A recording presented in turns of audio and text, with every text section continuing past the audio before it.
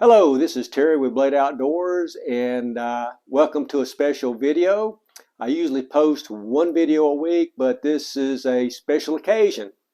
Nathan over at Slingshots, has declared February the 20th National Slingshot Day for not only people in the U.S. but also in the world. So what he has asked people who shoot slingshots to do is honor someone on that day. So I'm going to honor my dad because he's the one that introduced me to slingshots when I was a kid. And I always remember having a slingshot and he always having a slingshot. I remember him having a slingshot on the dash of his truck. And he showed us how to shoot them, how to use them. It wasn't just for fun that we used these. We used them as a tool. And it was for protection because when we would go hunting, we might find wild dogs and things like that out there.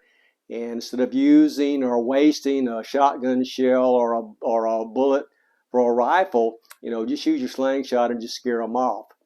And he had a unique design for a slingshot. He didn't use fork slingshots, natural forks. And looking back, I kind of found that ironic. What he would do was actually carve one out, and he would carve most of them out of black walnut trees that he would find, and he would carve them down into what I call a paddle slingshot. This is all he ever used.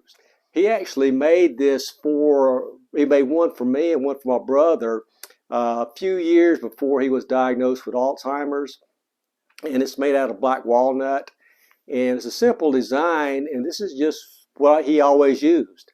And, I cherish this and I'll have it, for the rest of my life, and I'll pass it down to my kids. For the bands, there was no latex or rubber bands at the time, no pharmaceutical type rubber or anything like that available. So what we used for bands was simply inner tube tires out of bicycles or cars. Back then, there was no tubeless tires. There was always an inner tube in the tire, and that's what we would do. And for the pouches and leather, we would usually just cut the tongue out of an old shoe and use those as pouches. We didn't use steel ball bearings or anything like that for shot. We would use rocks. We would always go to the creek on the sandbar and look for the most round rocks we could possibly find.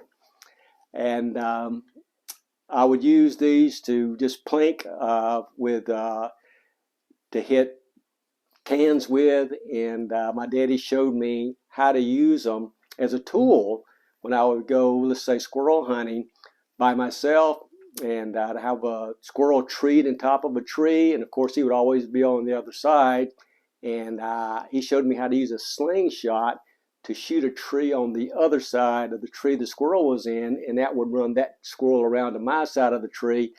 Then I could take him out with a shotgun. It worked a lot of different times.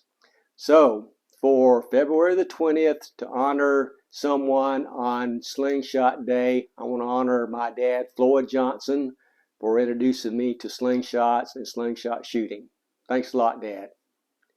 Please like, comment, and subscribe to my channel. And I will see you guys in the next video. Thanks.